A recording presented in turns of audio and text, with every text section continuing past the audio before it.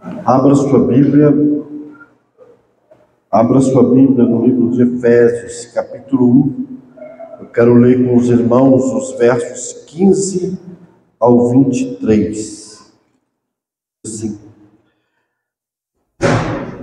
Por esta razão, desde que ouvi falar da fé que vocês têm no Senhor Jesus e do amor que demonstram para com todos os santos, não deixo de dar graças por vocês, mencionando-os em minhas orações. Peço que o Deus de nosso Senhor Jesus Cristo, o glorioso Pai, lhes dê espírito de sabedoria e de revelação no pleno conhecimento dele. Oro também para que os olhos do coração de vocês sejam iluminados, a fim de que vocês conheçam a esperança da qual ele os chamou, as riquezas da gloriosa herança dele nos santos, a incomparável grandeza do seu poder para conosco, os que cremos, conforme a atuação da sua poderosa força. Esse poder ele exerceu em Cristo, ressuscitando-os dos mortos, fazendo assentar à sua direita nas regiões celestiais, muito acima de todo governo e autoridade, poder e domínio, de todo nome que se possa mencionar, não apenas nessa era, mas também na que há de vir. Deus colocou todas as coisas debaixo de seus pés e designou cabeça de todas as coisas para a igreja, que é seu corpo, a plenitude daquele que enche todas as coisas em toda e qualquer circunstância. Pai bendito e amado, eu peço que o Senhor possa falar aos nossos corações com a tua palavra.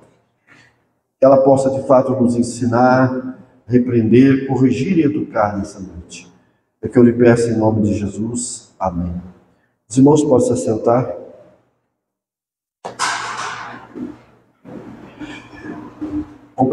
Continuando aqui na série de Efésios, sobre a vida comunitária. No primeiro sermão eu preguei que a vida comunitária pressupõe esforço, baseado no capítulo 4 de Efésios. É impossível viver a vida comunitária se nós não nos esforçarmos, não tirarmos a nossa espiritualidade do modo reativo e colocarmos no modo proativo. A segunda mensagem, e essa era a quarta mensagem, a primeira mensagem, porque eu peguei na ordem diferente, mas a próxima mensagem foi que a vida comunitária pressupõe identidade, baseado principalmente em Efésios capítulo 1, do verso 1 ao 14, e também do capítulo 2, 1 ao 10. A vida comunitária pressupõe que a gente saiba quem nós somos em Cristo Jesus. Mas hoje, a minha tese aqui é que a vida comunitária pressupõe crescimento espiritual. A vida comunitária pressupõe crescimento espiritual. E o meu objetivo é mostrar que não há vida comunitária saudável enquanto os crentes não crescerem espiritualmente. Se tem uma coisa que é central na vida da igreja, é a saúde. Dr. Rick Warren, no seu livro Uma Igreja com Propósito, ele propõe exatamente que a saúde espiritual é a coisa mais importante da igreja. É aquilo que a gente tem que perseguir, correr atrás. Mas infelizmente o que nós percebemos cada vez mais é uma igreja doente.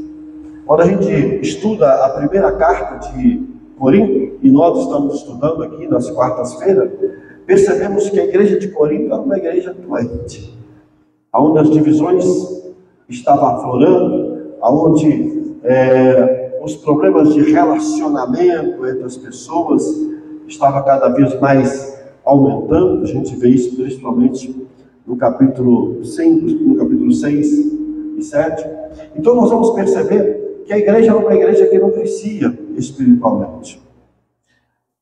Mas se a igreja não crescer espiritualmente, ela não vai ter saúde.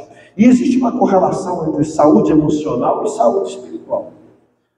As pessoas, por exemplo, que estão bem com Deus, elas estão bem consigo mesmo. Mas quem não está bem com Deus, não está bem consigo mesmo.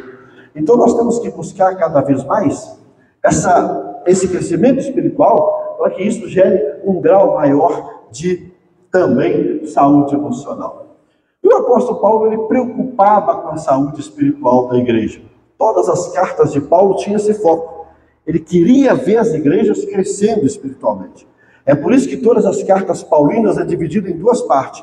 Na primeira parte, doutrina, na segunda parte, prática. Porque Paulo entendia, vocês têm que primeiro compreender na cabeça, para depois aplicar na vida prática de vocês. Então Paulo preocupava com esse crescimento espiritual da igreja. E por isso ele gastava tempo ensinando a igreja para que elas crescessem. Mas Paulo não apenas estava preocupado em ensinar a igreja a crescer.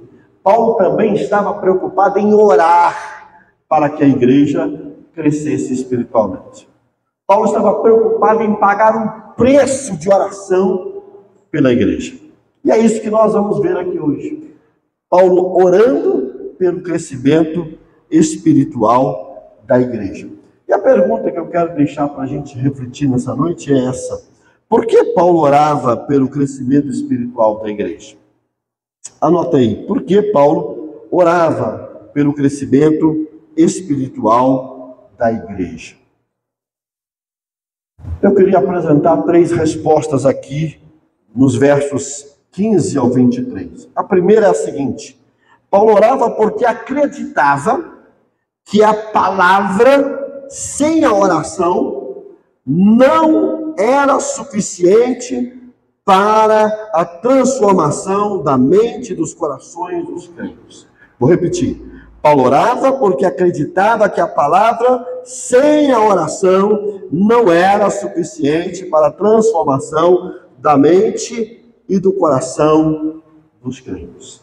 Não há dúvida que Paulo gastava tempo ensinando. Quando a gente vai lá para Atos 19, Paulo chegou em Éfeso e Paulo passou 3 anos ensinando quase que de tempo integral a Bíblia em Éfeso. Segundo os estudiosos, Paulo gastava cerca de 5 horas por dia ensinando a palavra de Deus em Éfeso. Era para essa igreja crescer espiritualmente.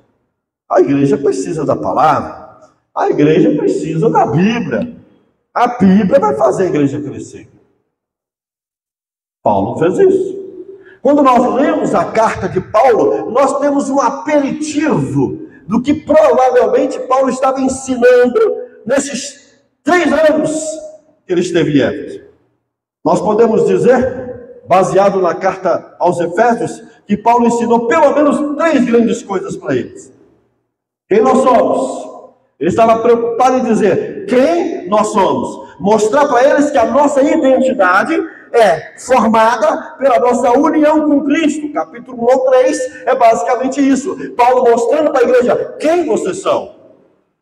E mostrar que essa identidade não é definida nem pelo que eles achavam, nem pelo que os outros diziam, nem pelo que eles faziam, nem pelo que eles tinham, mas pela união deles com Cristo.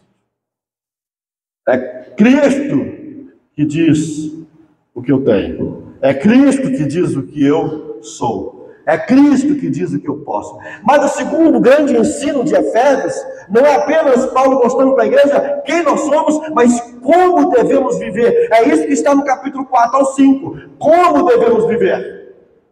Ele queria que eles compreendessem isso. Ensinou para eles como eles deveriam viver. Mas também Paulo ensinou para eles qual era o grande inimigo deles. Capítulo 6. O inimigo de vocês não são carne e sangue. O inimigo de vocês não são as pessoas. O inimigo de vocês são as hastes, as obras malignas, é Satanás, é as forças espirituais. Então ele queria que eles soubessem quem eles eram, como deviam viver e quem era de fato o inimigo deles. Paulo ensinava a palavra.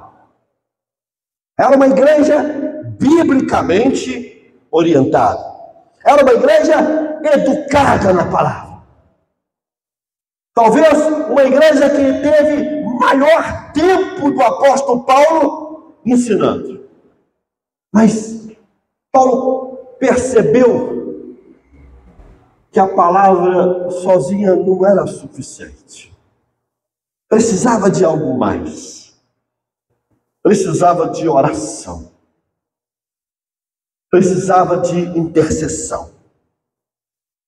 E é interessante porque quando a gente vai lá para Atos capítulo 6, verso 4, os apóstolos falaram assim: olha, nós vamos dedicar a palavra e a oração. E por que eles colocaram palavra e oração? Porque eles sabiam que não bastava pregar e ensinar, é preciso interceder, é preciso pagar um preço, é preciso orar pelas pessoas. E Jesus, na última semana do seu ministério, na semana da paixão, ele fez a sua maior oração, capítulo 17, chamada oração sacerdotal, capítulo 17 de João. Ele ora por si: Pai, torna a dar-me a glória que eu tinha no início. Ele ora pelos discípulos. Ele ora por aqueles que hão de ser salvos.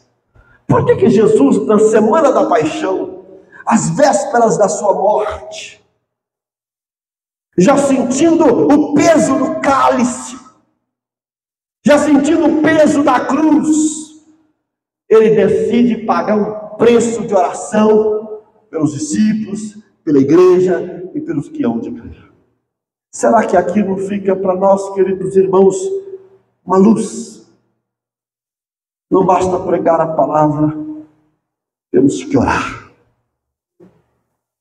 Essa igreja precisa da palavra, mas essa igreja está precisando muito de oração, muito de intercessão, de orarmos uns pelos outros, de orarmos por essas cadeiras vazias, orarmos pela conversão, orarmos para que as pessoas sejam curadas das suas almas, porque muitas pessoas estão doentes, e porque são doentes não produzem, e porque são doentes da alma não dão fruto, e porque são doentes da alma não realizam ministérios, e porque não são doentes da alma não obedecem, porque não são doentes da alma, não conseguem exercer ministério.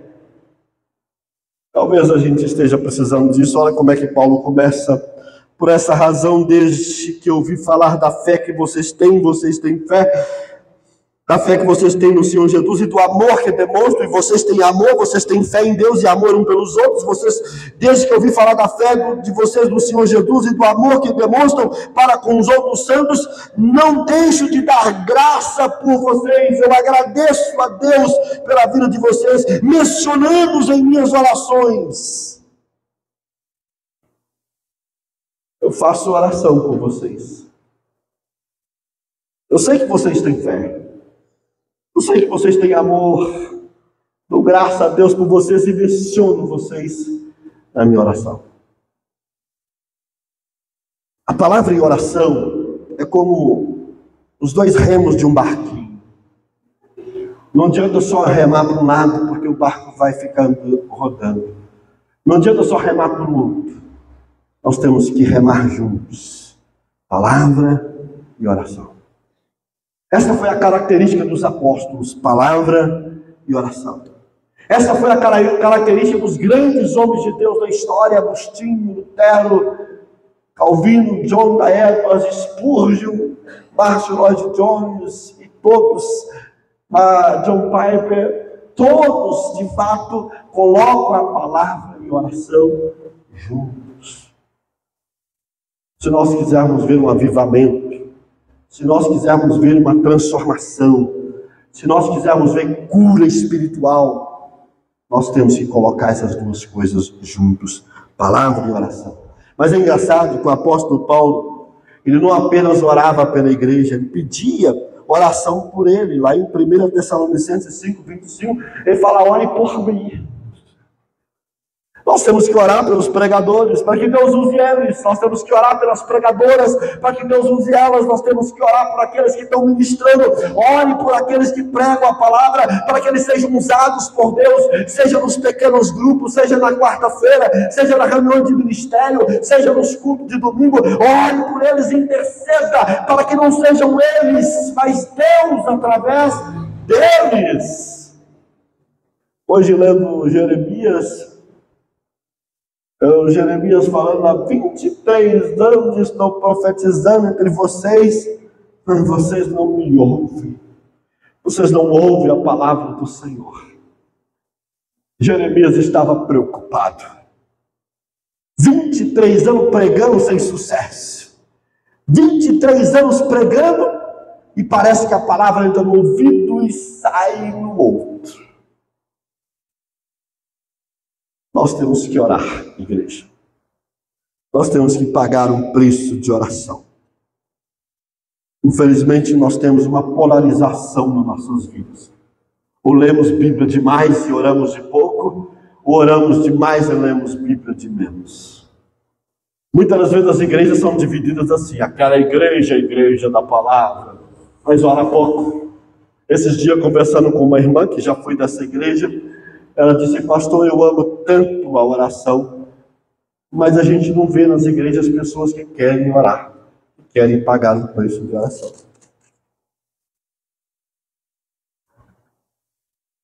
Tenho vontade de orar. Eu cheguei lá na igreja e falei para as pessoas: vamos começar a orar? Ah, vamos sim, uma vez no mês? Não, eu estou querendo chamar vocês para orar toda semana. Ah, não, é muito cansativo. Nós temos pessoas que só querem orar. Tem gente que vai para um monte e dorme lá no monte, mas não conhece nada de Bíblia, não conhece nada das Escrituras. Tem gente que jejuma bastante, mas quando você vai conversar com ela, ela reproduz um discurso que está longe da Bíblia. Parece mais um esoterismo evangélico. Nós temos que acabar com essa polarização. Paulo tinha consciência. A palavra sozinha não era suficiente para transformar a igreja. Mas a oração sozinha também não é. Nós temos que fazer as duas coisas. Segundo lugar, por que Paulo orava pelo crescimento espiritual da igreja? Paulo orava porque acreditava que só Deus poderia dar aos crentes, grava isso, espírito de sabedoria e de revelação no pleno conhecimento de Cristo. Paulo orava porque acreditava que só Deus poderia dar aos crentes espírito de sabedoria e de revelação no pleno conhecimento de Cristo. Olha o verso 17. Peço que o Deus de nosso Senhor Jesus Cristo, o glorioso Pai, lhes dê espírito de sabedoria e de revelação no pleno conhecimento dele. É interessante porque na NVI a palavra espírito está com a letra minúscula, como se estivesse falando do espírito da pessoa. E de fato a palavra aqui no grego é pneuma. E pneuma ele é usado no Novo Testamento de maneira indiscriminada. Pneuma se refere ao Espírito Santo, pneuma se refere ao espírito da pessoa, pneuma se refere aos demônios, aos espíritos malignos, pneuma se refere ao espírito dos tempos. Então pneuma é uma palavra que aparece indiscriminada no Novo Testamento, então fica difícil dizer que pneuma é esse. E pneuma, para quem gosta de entender o sentido etimológico da palavra, é daí que vem a nossa palavra pneumonia, daí que vem a nossa palavra pneu, é ar, é sopro, é vento. Mas aqui, quando ele fala espírito de sabedoria e de revelação, eu tenho para mim que não é espírito minúsculo. Ele está falando de espírito com letra maiúscula. Ele está falando do Espírito Santo. Ele está dizendo assim: o glorioso Pai lhes dê o Espírito Santo de sabedoria. Agora, se nós lermos Isaías capítulo 11, verso 1 e 2, olha o que está escrito em Isaías 11, 1 e 2. Um ramo surgirá no tronco de Jessé, e um renovo brotará de suas raízes. O Espírito, com letra maiúscula em Isaías, do Senhor repousará sobre eles. De novo, o Espírito, com letra maiúscula em Isaías, o Espírito de sabedoria e de entendimento. De novo, o Espírito, com letra maiúscula em Isaías, de conselho e de poder. o espírito de conhecimento e de temor no Senhor. Muitos estudiosos acreditam que é provável que quando Paulo se refere a espírito de sabedoria e de revelação aqui, Paulo tinha em mente o texto de Isaías, capítulo 11, verso 2. Então Paulo estava pensando com as categorias de Isaías 11, 2, e portanto Paulo estava pensando no Espírito Santo e não no Espírito humano. Ele está dizendo que Deus lhes deu o Espírito Santo. E é interessante porque quando você vai para João 14, 17, lá diz que Jesus chama o Espírito de Espírito da verdade. Portanto, o que o texto está dizendo é: vocês só terão conhecimento, revelação, vocês só terão entendimento se vocês tiverem o Espírito Santo. Você leu a Bíblia? Você participou do estudo bíblico? Você foi imerso na palavra pregada? Mas está faltando o Espírito para te dar sabedoria. Está faltando o Espírito para te trazer o conhecimento. Está faltando o Espírito para te trazer o entendimento. E é interessante porque lá no próprio João vai dizer que o Espírito nos ensinaria todas as coisas. Que quando o Espírito Santo viesse, ele ia ser o nosso professor. Que quando o Espírito viesse, ele iria nos lembrar tudo que Jesus havia ensinado. Que quando o Espírito Santo viesse, ele nos guiaria toda a verdade. Ele está dizendo: sem o professor, o Espírito Santo, vocês não vão ter ensinamento genuíno. Sem o professor, o Espírito Santo, vocês não terão o entendimento correto. Sem o professor, o Espírito Santo, vocês não vão atingir a verdade. Vocês precisam do poder do Espírito para compreender a palavra de Deus. Vocês precisam do poder do Espírito para ter conhecimento verdadeiro. E é interessante porque é provado que a palavra conhecimento aqui tenha uma ligação com o conceito hebraico de conhecimento, que traz a ideia de conhecimento como experiência. É mais do que cognição. É mais do que intelecto, é experiência com Deus, é experiência com a palavra, é experiência com a verdade. Vocês precisam do Espírito Santo para que esse conhecimento seja real, seja encarnacional, seja verídico na vida de vocês. Que me perdoe os acadêmicos da teologia, mas nós precisamos do Espírito Santo para interpretar a Bíblia. Não basta conhecer a gramática, não basta conhecer os recursos históricos, retóricos, para compreender as Sagradas Escrituras. Nós precisamos do Espírito Santo. 1 Coríntios 1,15 diz assim: mas quem é espiritual discerne todas as coisas, e ele mesmo por ninguém é discernido. Sem o Espírito Santo você não vai ter discernimento real das coisas de Deus, da palavra de Deus. Quantas pessoas estudam a Bíblia, leem a Bíblia, leem livros sobre a Bíblia, mas continuem vivendo uma vida de pecado, uma vida de erro? Será, igreja? Será, queridos, que não é porque está faltando esse espírito de sabedoria e de revelação? Será que não é isso que está faltando? Existem dois extremos. O primeiro extremo diz assim: vamos orar e esperar a iluminação do Espírito sobre o texto. A gente não precisa refletir. A gente não precisa usar a mente, a razão. Basta ler a Bíblia e orar. Espírito nos revela o que o Senhor quer dizer. Nunca me esqueço, na década de 80, eu estava na sala de aula do seminário, assentado.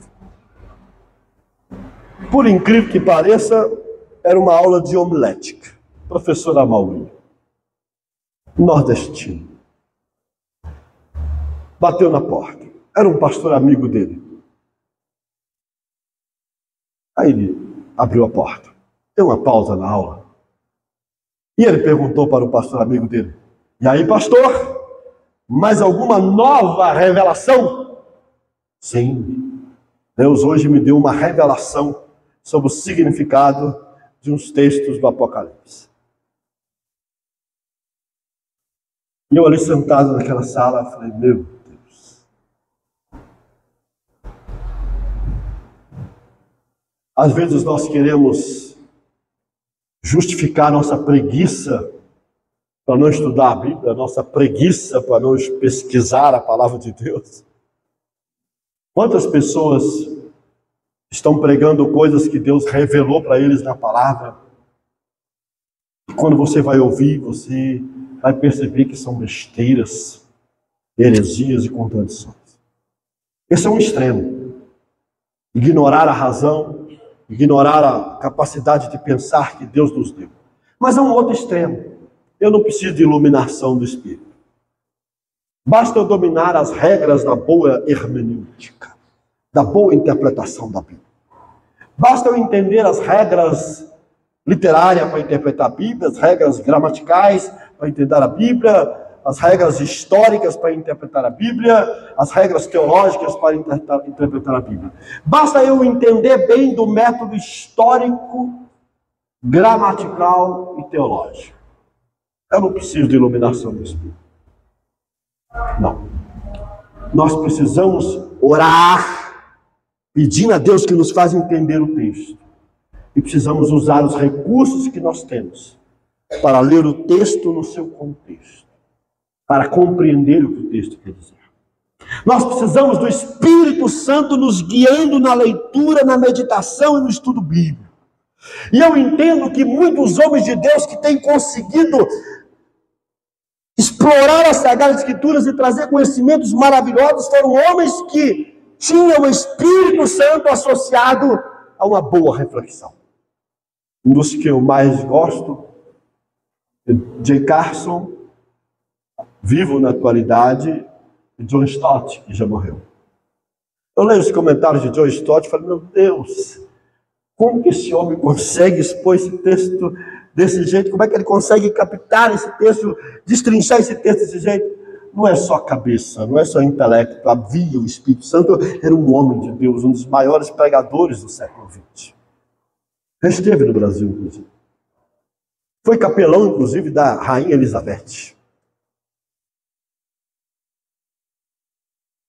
Andou de canoa em Manaus, no Rio Amazonas, na companhia de Caio Fábio, na década de 80. Nós precisamos do Espírito Santo para entender a palavra. Posso ouvir bem, irmão? Nós temos que ler a Bíblia e orar. E o Espírito Santo não vai ignorar o contexto, a gramática. Ele vai nos ajudar a entender tudo isso, para que a gente possa crescer. Porque Paulo orava, porque Paulo acreditava que só Deus poderia dar aos crentes espírito de sabedoria, de revelação, no pleno conhecimento de Cristo. Mas fuja desses que ficam o tempo todo polarizados só na oração, mas que não fazem pesquisa.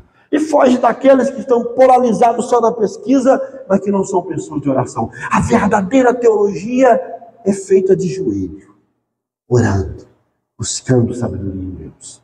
Mas em último lugar, queridos irmãos, a minha última ponto aqui, por que, de fato, Paulo orava para que a igreja crescesse espiritualmente? Paulo orava porque acreditava, grava isso, que os olhos do coração dos crentes só irá abrir com muita oração. Vou repetir. Paulo orava porque acreditava que os olhos do coração dos crentes só iria abrir com muita oração. Olha o que diz o texto, queridos irmãos. Verso 18. Oro também para que os olhos do coração, ou olhos do interior de vocês sejam iluminados. A sensação que Paulo tinha é que eles estavam de alguma maneira no escuro, perdidos, cegos, faltando uma luz que guiasse o entendimento deles. É interessante porque o apóstolo Paulo, em 2 Coríntios capítulo 4, diz que o Deus desse século cega o entendimento dos incrédulos, para que não lhes resplandeça a luz do Evangelho. Mas eu quero ampliar isso e dizer: o Deus desse século, que não conseguiu cegar o nosso entendimento para a luz do Evangelho que a gente se converteu, está, por outro lado, cegando o nosso entendimento para não crescer na compreensão do Evangelho. Eu compreendi o Evangelho, por isso entreguei minha vida a Cristo, mas a minha vida cristã é medíocre. Por quê? Porque eu não consigo acessar patamares mais altos da vida cristã. Eu não consigo aprofundar meu entendimento da palavra. Eu estou no escuro. A Bíblia não faz sentido. Tudo bem, eu entendi que Jesus é o Salvador, entreguei minha vida para Ele. Tudo bem, eu entendi que só Ele salva, mas eu não consigo ir além disso. Parece que tem uma viseira nos olhos do crente. Parece que os crentes não enxergam, não entendem que Deus está chamando eles para um crescimento mais profundo da palavra de Deus. Minha tese aqui, irmãos, é que sem batalha espiritual, sem guerra espiritual, os olhos dos crentes vão continuar no escuro. Vem na igreja, frequenta os cultos, leem a Bíblia, mas continua pensando como o mundo. São crentes de mentes mundanas. Crentes de mentes mundanas. São crentes que estão na igreja, mas pensam com as categorias do mundo, porque o Evangelho não invadiu todas as esferas da sua vida. O Evangelho não chegou no seu casamento. O Evangelho não chegou nas suas relações. O Evangelho não chegou na sua forma de trabalhar, de ser patrão, de ser empregado. O Evangelho, para essa pessoa, nada mais é do que aceitar Jesus como Salvador. Essas pessoas estão vivendo a vida cristã no escuro. Elas estão cegas espiritualmente. Não compreendem a Bíblia. Por isso não perdoam. Por isso não consertam e buscam a reconciliação. Por isso não obedecem. Por isso não oram, não lê Bíblia. Por isso não evangelizam. Por isso não convidam pessoas. Porque elas estão cegas. Elas acham que a salvação é o fim. A salvação é só o começo. Mas é interessante que o apóstolo aqui, queridos irmãos, ele começa a mostrar algumas áreas em que nós devemos ser iluminados. Quais são essas áreas? Olha o que ele vai dizer aí. Oro também para que os olhos do entendimento, os olhos do coração de vocês sejam iluminados, a fim de que, primeiro, conheçam a esperança para a qual ele os chamou.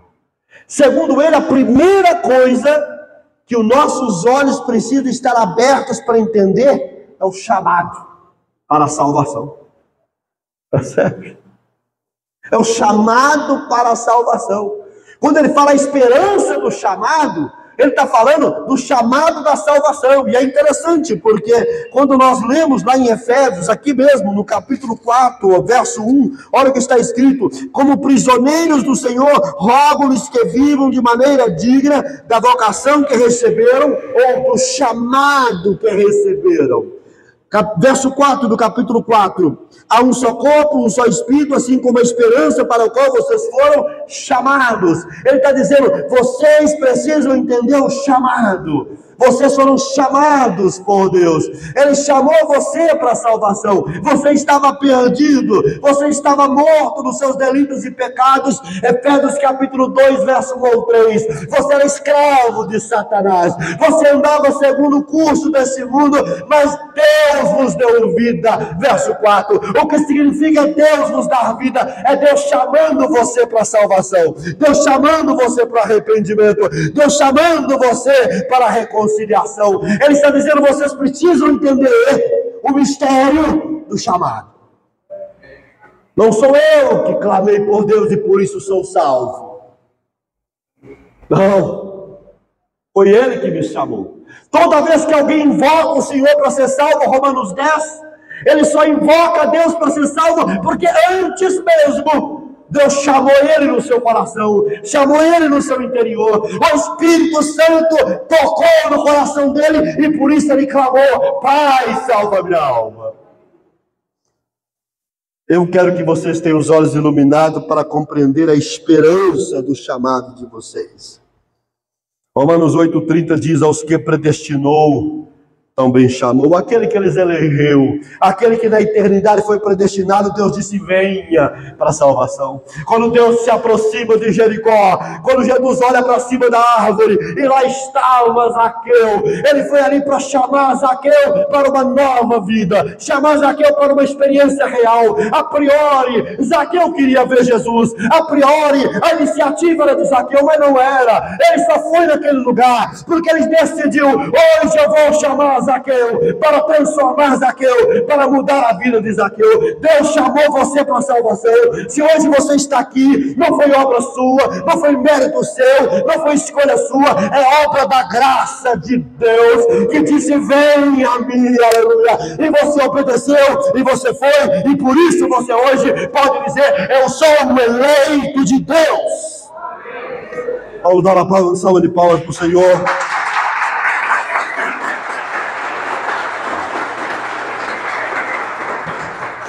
Abra os seus olhos, Espírito Santo, abra nossos olhos, para entender que não fui eu, fui Ele, que não sou eu, é Ele sempre, não é coisa da minha cabeça, aleluia, e Ele te chama de formas mais diversas, de circunstâncias mais diversas. Está aqui a nossa irmã Cinha, que um dia testemunhou para nós lá no PG. Ela foi no centro espírita e o espírito desceu lá, ou quer dizer, subiu, que o espírito não desce, só sobe. Aí o espírito subiu e falou: aqui não é seu lugar não. Aí passou o endereço para ela do lugar que ela tinha que ir. O lugar que ela tinha que ir era uma igreja. O espírito começou a evangelizar ela, sabe por quê? Porque Deus estava chamando ela, e quando Deus chama, Ele usa até o capeta. Ele usa quem Ele quiser. E Deus trouxe ela à conversão, e hoje toda a família dela é salva, e hoje nós temos um PG abençoado na casa dela. E cada dia mais a gente vê testemunhos maravilhosos acontecendo ali. Sabe por quê? Porque quando Deus chama, ninguém resiste. Posso ouvir amém? Mas em segundo lugar, ele diz que os nossos olhos têm que ser abertos para compreender o chamado inicial. Mas ele continua: também a riqueza da gloriosa herança dele nos santos. Primeiro ele falou do início. Vocês têm que compreender o início. Não foi obras suas. É obra da graça, Efésios capítulo 2. Vocês são pela graça, mediante a fé, não por obras, para que ninguém se glorie. Primeiro, compreenda que você foi chamado por Deus. Como diz o capítulo 1, você foi eleito na eternidade. Mas agora ele fala: você tem que compreender o final. Compreenda o início, você foi chamado. Compreenda o final. Qual é o final? O final é o seguinte: a riqueza da gloriosa herança dele nos santos. O final é que tem uma herança. Ninguém recebe a herança no início, só recebemos a herança no final. Mas agora, no presente, eu tenho a garantia de que eu vou receber essa herança. Verso 14. Verso 14. Vou ler o verso 13 para compreender melhor o 14. Quando vocês ouviram e creram na palavra da verdade, chamada inicial, o evangelho que os salvou, chamado inicial, vocês foram selados em Cristo pelo Espírito Santo da promessa, que é, verso 14, a garantia da nossa herança até a redenção daqueles que pertencem a Deus para o louvor da glória. Eu tenho dentro de mim a garantia de que eu tenho uma herança eterna. Ninguém vai roubar a minha herança. O governo não vai roubar a minha herança. Os ladrões com seus golpes não vão roubar a minha herança. A terra não vai comer a minha herança, porque o meu tesouro não está na terra onde corrói, corrompe e o ladrão rouba. A minha herança está no Senhor, e o Espírito Santo está dentro de mim para dizer: Pai, a herança dele está garantida, ninguém vai roubar a herança dele. Eu quero que vocês entendam, que os olhos de vocês compreendam a riqueza que vocês têm em Cristo, a herança que vocês têm em Cristo Jesus. Posso ouvir amém? Herança maravilhosa, queridos irmãos. Eu acho que a gente tem um pouquinho do vislumbre dessa herança quando o Joãozinho diz na sua carta que como ele é o veremos.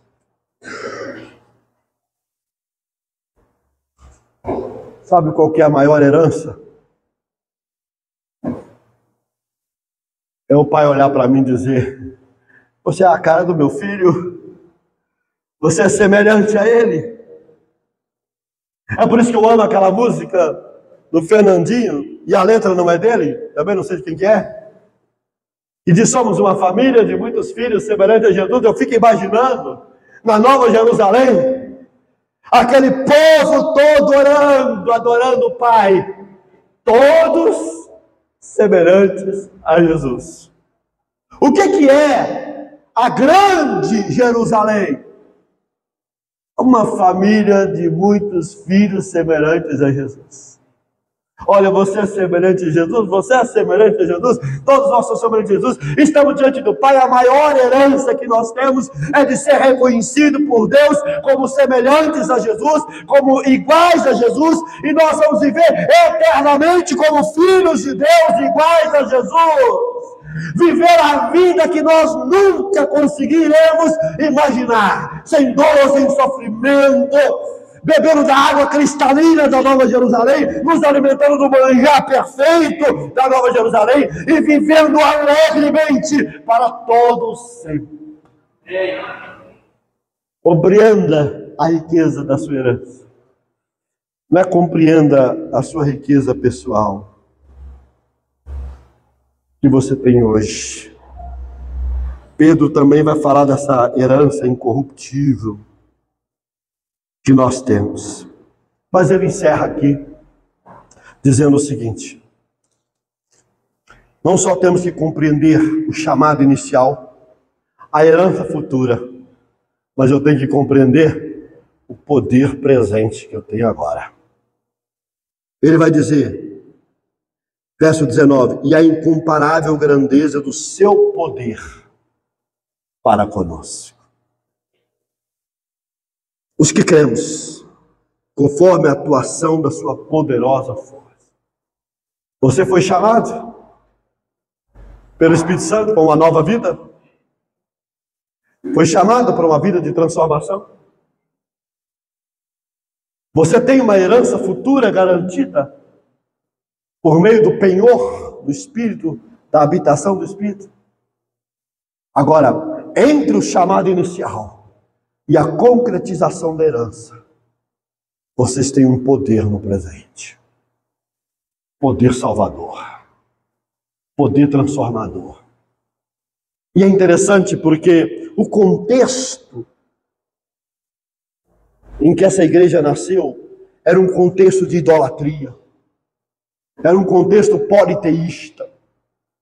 Havia na cidade de Éfeso o famoso templo da deusa Diana, considerado uma das 7 maravilhas do mundo antigo. Irmã de Apolo. Embora ela rejeitou o casamento, havia cultos por meio de prostituições no santuário de Diana, considerada a rainha dos céus por eles, aquela que detinha o poder do submundo. Para eles o grande poder estava na Diana. Aí Paulo vai dizer: eu quero falar para vocês de um outro poder. Eu quero falar do poder de Jesus Cristo. E para falar desse poder, ele começa a descrever aonde está o poder de Jesus Cristo. E ele continua no verso 20. Esse poder ele exerceu em Cristo, ressuscitando os mortos. Esse poder tirou Cristo da sepultura. Esse poder fez Cristo vencer a morte, o último dos inimigos. Esse poder fez Cristo decretar a derrota da morte. E ele continua, fazendo-o assentar à sua direita. Perdão, esse poder exerceu Cristo ressuscitando dos mortos, fazendo-o assentar à sua direita. Não só fala da sua ressurreição, mas da sua exaltação à direita de Deus. Continua ele. Nas regiões celestiais, eles diziam que quem dominava as regiões celestiais, quem tinha o poder das regiões celestiais, era a deusa Diana. Mas aqui ele fala, nas regiões celestiais, quem reina não é a Diana. Quem reina nas regiões celestiais é o Cristo, que foi ressuscitado e exaltado. Verso 21. Muito acima de todo governo, autoridade, poder e domínio e de todo nome. Os estudiosos acreditam que aqui nós temos uma hierarquia angelical, se referindo aqui nesse caso aos demônios. Ele está falando, ele está acima de todo governo, autoridade, poder, domínio e de todo nome. Ele está falando dos demônios, classificado em classes diferentes, segundo alguns estudiosos. Ele exerce poder acima do inferno, de todos os deuses, de todos os poderes, de todas as forças do inferno. Continua ele. Que se possa mencionar, não apenas nessa era, mas também no porvir. Se você lembrar de algum demônio, se você lembrar de algum Deus, ele está acima, ele é todo poderoso, ele é todo soberano. Jesus não tem adversário. Ele é o Senhor absoluto de todas as forças que existem. Nenhuma força nesse universo é capaz de digladiar com ele, de chamar ele para um MMA espiritual, porque ele está acima de tudo. Lá em 2 Tessalonicenses diz que pelo sopro da sua boca ele vai destruir o poder do anticristo. Não existe força nem embaixo da terra, nem na terra, nem acima da terra, nem no céu, acima do poder de Jesus Cristo. Ele tem todo o poder nos céus e na terra. Ele é o alfa e o ômega, ele é o princípio e o fim, e a nossa vida está escondida nele. Efésios 2:6. É nele que a nossa vida está escondida. É por isso que o crente não tem medo de macumba, crente não tem medo de obra de feitiçaria, crente não tem medo de ter seu nome no formigueiro, crente não pode ter medo do seu nome ser levado por Santo Espírita, porque o nosso nome está em Cristo Jesus, guardado, protegido pelo poder dele. Aleluia! E ele continua no verso. E ele continua, queridos irmãos, no verso 22, Deus colocou todas as coisas debaixo dos seus pés. Tudo está debaixo dos pés de Cristo. Eu quero que vocês compreendam o chamado inicial de vocês. Vocês estão aqui porque Deus chamou vocês. Eu quero que vocês compreendam o final. Existe uma herança garantida e o Espírito é o penhor da garantia. Mas eu quero que vocês compreendam, no ínterim, entre o início e o futuro, tem o Espírito, tem o poder de Jesus. Sabe por que nós estamos ainda aqui? Pelo poder de Jesus.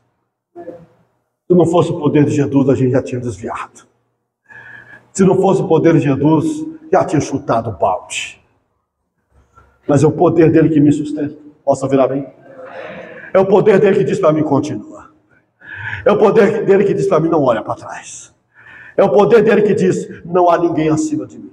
Não há ninguém abaixo de mim. Maior é aquele que está conosco do que aqueles que estão com eles. É por isso que quando Josafá foi ameaçado por todos os exércitos daquela época, ele recorreu a ele. Porque ele sabe que se ele é por mim, quem será contra mim? Se Deus é por nós, quem será contra nós? Diga comigo, se Deus é por nós, quem será contra nós? E ele continua. Deus colocou todas as coisas debaixo de seus pés e o designou cabeça de todas as coisas. Cabeça fala de governo. Cabeça fala de autoridade. Cabeça fala de senhoria. Cabeça fala de soberania. Ele está dizendo, eu sou o Senhor de tudo. E ele diz para a igreja. A igreja Não pode temer, porque todas as coisas estão no governo dele. E ele continua. A igreja, que é seu corpo, plenitude daquele que enche todas as coisas. Ele está dizendo, eu sou aquele que encho a igreja, eu sou a plenitude da igreja. A palavra plenitude aqui no grego é pleroma. Eu encho, eu habito a igreja. É por isso que lá em Mateus 16 diz assim, e as portas do inferno não prevalecerão contra a igreja de Cristo. E ali naquele contexto está se referindo à morte. Mesmo que morra Paulo, que morra Pedro, que morra todos vocês, não vai parar a igreja, porque o Hades e a sepultura não pode reter a igreja, porque nunca vai parar de ter gente convertendo, parar de ter gente nascendo. Mas também podemos dizer que a porta do inferno, no que tange aos demônios, também não vão poder deter a igreja. Já tentaram de todas as formas da história da igreja acabar com a igreja. Está vindo sobre nós uma perseguição como nunca antes, querendo acabar com as igrejas, esvaziar as igrejas. Mas não vai parar a igreja, porque o Senhor da igreja é Cristo. Ele disse, eu edificarei a minha igreja. Não é o pastor Carreira que vai edificar a igreja, não é os obreiros que vai edificar a igreja. Ele disse, eu vou edificar a minha igreja. E glória a Deus, porque Ele não parou de edificar a igreja, e Ele quer edificar a igreja através de mim, através de você, através de cada pessoa. Ele quer encher esses bancos através de mim, através de você e de cada pessoa, porque Ele vai edificar essa igreja através de cada um de nós, porque Ele enche a igreja. Ele é o pleroma da igreja, a plenitude da igreja, a plenitude daquele que enche todas as coisas em toda e qualquer circunstância. Igreja do Senhor Jesus. Por quê? Nós temos que orar. Por que Paulo orava? Paulo orava porque ele sabia que a palavra sozinha não era suficiente para transformar e fazer a igreja crescer. A gente precisa orar. Porque ele orava, porque ele acreditava que só Deus poderia dar à igreja o espírito de sabedoria e revelação no pleno conhecimento de Cristo. Porque Paulo orava. Paulo orava porque acreditava plenamente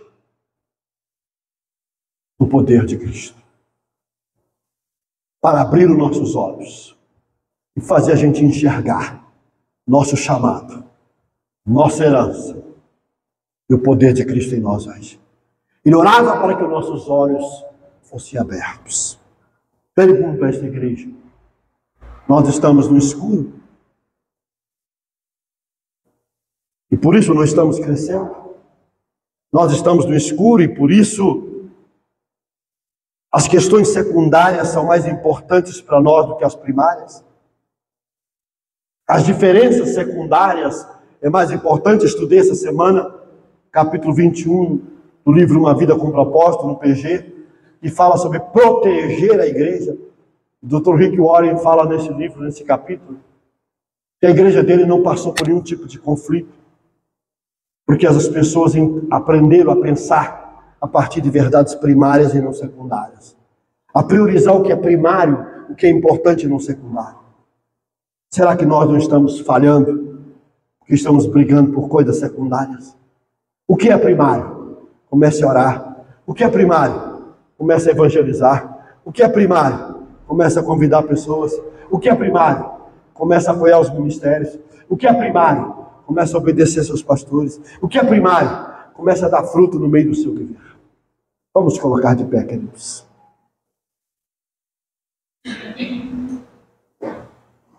Eu queria que você orasse agora. E eu queria que você fizesse uma oração, duas orações. A primeira: Senhor, abre meus olhos, para que eu possa compreender o meu chamado para a salvação, a minha herança em Cristo, e o poder de Cristo que atua em nós hoje. Essa é a primeira oração. Depois eu vou falar da segunda. Comece a orar. Pai, Nós queremos que os nossos olhos sejam abertos. Muitos de nós parece que estamos cegos espiritualmente. Não estamos conseguindo compreender de fato. Não conseguimos compreender de verdade o mistério do nosso chamado, o mistério da nossa herança e o mistério do poder de Cristo que atua em nós. Parece que a gente está andando no escuro. Parece que tudo que nós temos e unicamente temos é a salvação. Parece que tudo se resume em aceitar o Senhor. E com isso estamos perdendo a oportunidade de crescer, de ampliar nossos horizontes, de aprofundar nosso entendimento. Parece que nós não estamos conseguindo, meu Deus, acessar os cômodos mais profundos do teu templo, a sala do trono. Nós estamos, meu Deus, cada vez mais regredindo e não avançando. Tem misericórdia de nós, Pai. Eu lhe peço em nome de Jesus. Mas a minha segunda oração é para você fazer uma oração agora de olho aberto. Queria que você orasse de olho aberto. E você vai começar a olhar para cada uma dessas cadeiras vazias e você vai dizer: Deus, me usa para encher essas cadeiras. Queria que você orasse olhando para as cadeiras vazias. Pode virar para trás se você quiser, pode virar de lado, mas orasse com os olhos abertos. Olhe para essas cadeiras vazias. Comece a olhar para elas. E comece a dizer: Deus, me usa para encher essas cadeiras. Pode começar a orar aí, você no seu banco. É você que vai orar agora. Eu quero que você ore.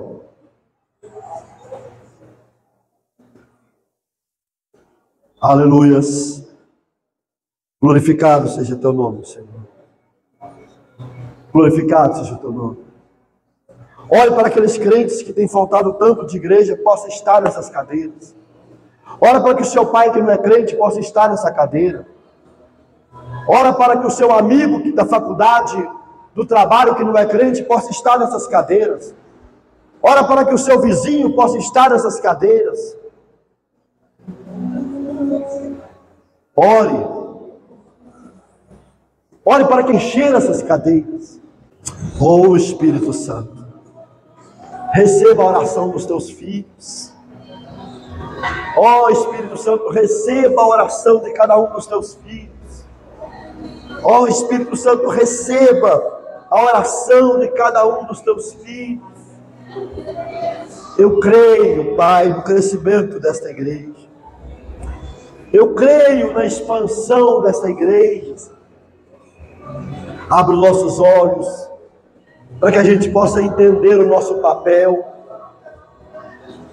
A palavra da videira nos ensina, meu Deus, que nós somos ramos unidos à videira e que, como ramos unidos à videira, precisamos dar frutos, mais frutos, muitos frutos e frutos que permaneçam.